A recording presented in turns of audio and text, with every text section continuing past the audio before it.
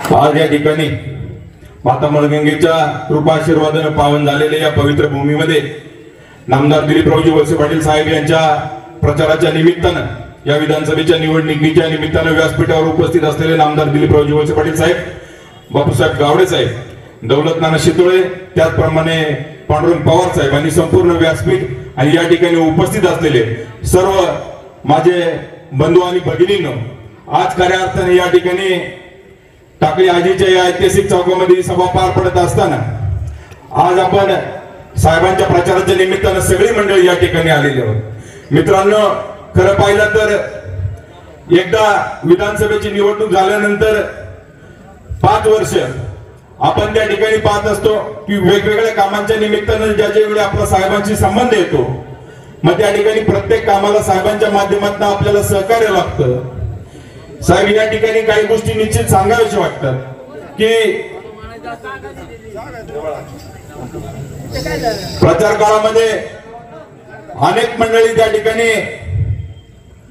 प्रचार करत असताना साहेब, समोरची मंडळी ज्यांची बोलण्याची त्या ठिकाणी लायकी नाही, ती मंडळी चुकीच्या पद्धतीने वल्गना करतात। तुमचा स्वभाव नाही की कोणावरती टीका करायची। गावडे साहेब सुद्धा त्या ठिकाणी कधी टीका करत नाही, परंतु ज्यांनी त्या ठिकाणी स्वतःच्या गावात सुद्धा बोलावणे अशी मंडळी जर काही चुकीच्या पद्धतीने त्या ठिकाणी बोलत असतील तर वेळोवेळी त्यांना त्या ठिकाणी त्यांच्या प्रश्नाला त्या ठिकाणी उत्तर दिली पाहिजे। साहेब, त्या ठिकाणी भीमाशंकर सहकारी साखर कारखान्याची वार्षिक सर्वसाधारण सभा झाली। त्या सभेमध्ये काही मंडळींनी त्या ठिकाणी सांगितलं गेलं की मानसिंग भाई आणि आम्ही सगळे मंडळी त्या ठिकाणी होतो, सांगितलं की MIDCतले त्या ठिकाणी गुंड आले आणि त्यांनी ती सभेमध्ये गोंधळ घालण्याचा प्रयत्न केला। अहो, त्या ठिकाणी आलेली माणसं कोण होती? मानसिंग भैया पाचुनकर होते। मानसिंग भैया पाचुनकर 2014 साली ज्या वेळेस देवदत्त निकम लोकसभेला उभे राहिले त्यावेळेस त्यांना गावागावातनं वर्गणी गोळा करून देण्याचं काम, स्वतःच्या खिशातनं पैशातून त्या ठिकाणी सगळी त्या ठिकाणी यंत्रणा उभं करण्याचं काम मानसिंग भाई यांनी केलं। आमच्या सारख्या मंडळींनी त्या ठिकाणी स्वतःच्या खिशात हात घातला। मग त्यावेळी आम्ही गुंड नव्हतो का?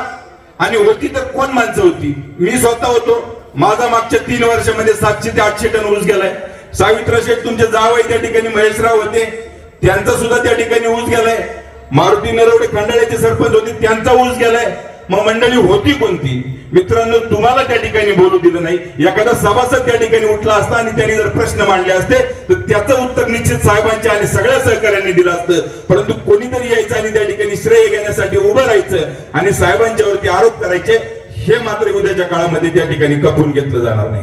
परवा त्या ठिकाणी भिवजीराव पिंपरखेडला सभा झाली, त्यांनी सांगितलं की डिंबे धरण पवार साहेबांनी केलं मान्य आहे, आणि त्यांनी त्या ठिकाणी एक प्रश्न सांगितला की जणू काही डिंबा उजवा कालवा सगळी कामं यांनीच केली।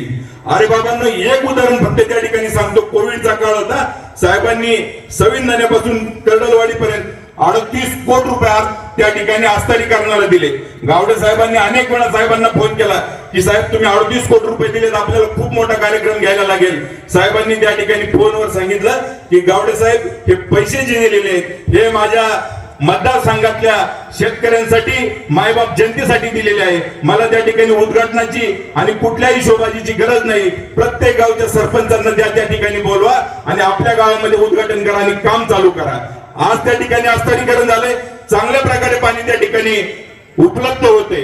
मग ही सगळी मंडळी त्या ठिकाणी आज साहेब तुमच्यावरती बोलायला त्यांच्याकडे एकही मुद्दा राहिलेला नाही। ते सांगतायत की पवार साहेबांना सोडलं, काय झालं या गोष्टीचं त्या ठिकाणी तुम्ही बोलताल तुमच्या भाषणामध्ये, आपण त्या सगळ्या गोष्टी या मायबाप जनतेपुढे सांगणारच आहेत। परंतु आमच्या दृष्टीने साहेब ही सगळी जनता आहे, ही जनता एवढी मोठी नाही की आमचं कोणाचं काम त्या ठिकाणी पवार साहेबांपर्यंत नाही। आमची कामं काय? लाईट मिळाली पाहिजे, पाणी मिळाली पाहिजे, त्या ठिकाणी आमच्या आजारपणाला त्या ठिकाणी सोयी सुविधा उपलब्ध झाल्या पाहिजे। आणि तुम्ही आमच्या लग्न कार्यात नाही आला, तुम्ही आमच्या कुटुंबाच्या दशक्रियेत नाही आला तरी आमची त्या ठिकाणी हरकत नाही, परंतु आमच्या वर आलेल्या प्रसंगाला तुम्ही त्या ठिकाणी उभं राहता। त्यामुळे आम्हाला त्या ठिकाणी आजपर्यंत आम्ही सांगतो की सुखात नाही आला, दुःखात नाही आला तरी चालेल, परंतु प्रसंगात आजपर्यंत तुम्ही ज्या प्रकारे उभं राहिलात त्या प्रकारे तुम्ही निश्चित भविष्य काळामध्ये आमच्या सगळ्यांचा एक आधारवड म्हणून या परिसरामध्ये। मित्रांनो, मी छोटंसं उदाहरण सांगतो। माझ्या गावामध्ये 2 घटना घडल्या। मागच्या वेळेस ज्या वेळेस त्या ठिकाणी लोकसभेचं मतदान झालं त्यावेळेस माझ्या गावामध्ये जळीतकांड झालं, झोपडीतनं 3 मुलं त्या ठिकाणी एकाच कुटुंबातल्या 3 व्यक्ती जळाल्या. त्यानंतर दुसरा आमच्या गावातला ऍक्सिडेंट त्या ठिकाणी झाला, 6 मुलं एका वेळी गेली.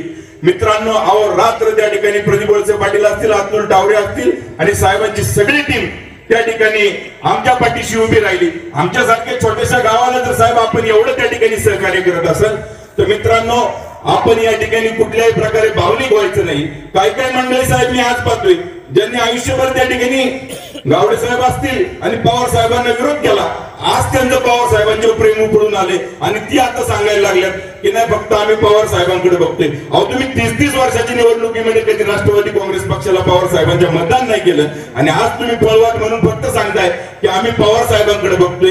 ही मंडळी मित्रांनो साफ खोटं बोलण्याचं काम करतायत. यांना त्या ठिकाणी साहेबांच्यावरती एक शब्द उच्चारायला त्या ठिकाणी जागा राहिलेली नाही. त्यामुळे कुठेतरी काहीतरी बोलायचं आणि खालच्या मंडळींना त्या ठिकाणी टार्गेट करायचं.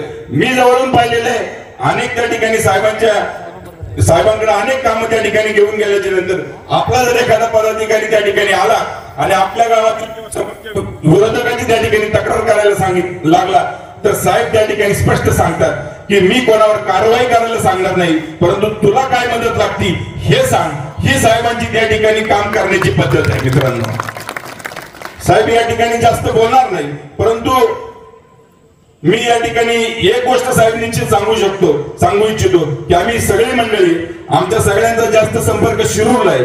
आम्ही या मतदारसंघामध्ये आल्यानंतर आम्हाला विकास कामं तर मिळालीच, ते आकडे पण ऐकले तरी काही मंडळींचे डोळे पांढरे होतात, परंतु तुमच्या मतदारसंघामध्ये आल्यानंतर जो अधिकारी वर्ग असेल किंवा जो परिसरातले जे सगळे नातेवाईक मंडळी असतात यांच्यामध्ये जो मान सन्मान मिळालेला आहे याचं उदाहरण साहेब थोडक्यात सांगायचं म्हटलं तर या ठिकाणी भिवाजीराव बोंबे, त्या ठिकाणी चांदशेट आहे, शिरूरच्या साहेब त्या ठिकाणी आस्वाद आणि विसावा हॉटेल आहेत. ही 2 हॉटेल त्या ठिकाणी अशी आहेत की शिरूर हवेली असू द्या, शिरूर आंबेगाव असू द्या, श्रीगोंदा असू द्या, पारनेर असू द्या, या 4ही मतदारसंघाच्या राजकारणातलं त्या ठिकाणी टाचणी जरी पडली तर त्या ठिकाणी भिवाजीराव त्या ठिकाणी चर्चा होती.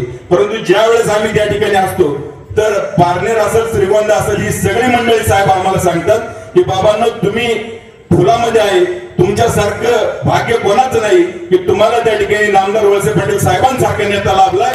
आमची अवस्था जर बघायची असेल तर तुम्ही एकदा श्रीगोंद्याला या, पारनेरला या, आमचे हाल आम्हाला माहिती.